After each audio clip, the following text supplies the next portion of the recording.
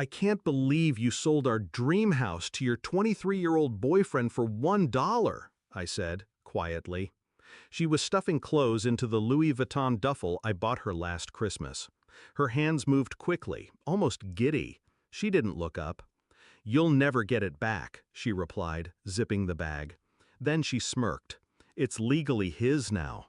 I stood there, calm, still, watching the woman I once built everything for dismantle it piece by piece like it was her birthright. She thought she'd won. She thought she buried the blade deep enough that I wouldn't feel it. But there was one thing she didn't know. She never read the fine print.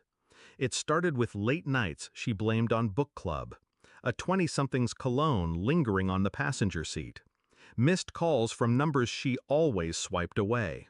I noticed. I always notice. But I said nothing. There's a special kind of clarity that comes when love dies quietly. No screams, no fights. Just a closing door you don't try to stop.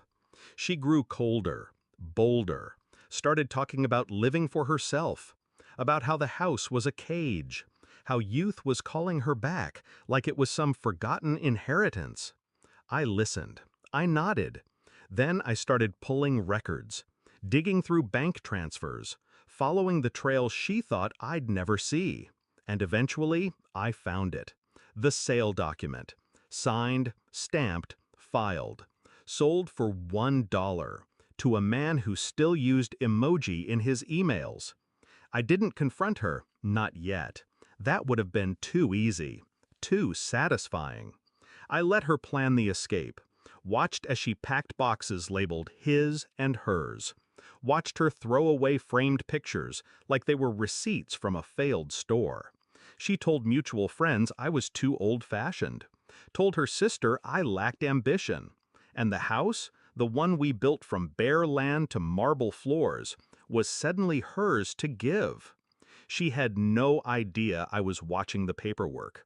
No idea the deed she signed had a return-to-owner clause embedded deep in the revisions I made months ago, when I still believed we had a future, but feared we didn't.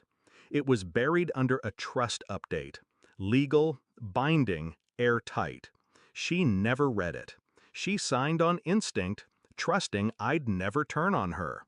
That was her fatal mistake. The boy, let's call him Cody, showed up at the house 3 days later.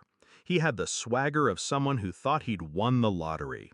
Sloppy hair, cheap sunglasses, new money in the form of a second-hand Rolex. "This is my house now," he told the groundskeeper. The staff laughed behind his back. I watched from the study window as he posed for pictures on the porch. He walked through the front door like he owned the place. 2 hours later, he walked back out with a notice from the county. Ownership voided. Contract revoked.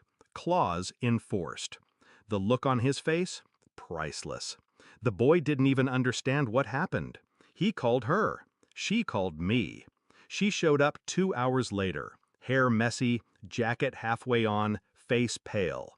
"You can't do this," she snapped. I didn't stand, just looked up from my coffee. "I didn't. You did. You signed it. That clause, was that even legal?" I sipped.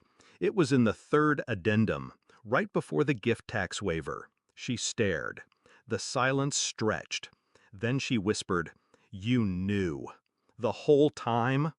"I suspected," I said. Her breath caught. "You waited for me to destroy myself?" "No," I said coldly. "I gave you the rope. You tied the knot." Her voice cracked. "So what now? You just take it back?" "No, I never lost it."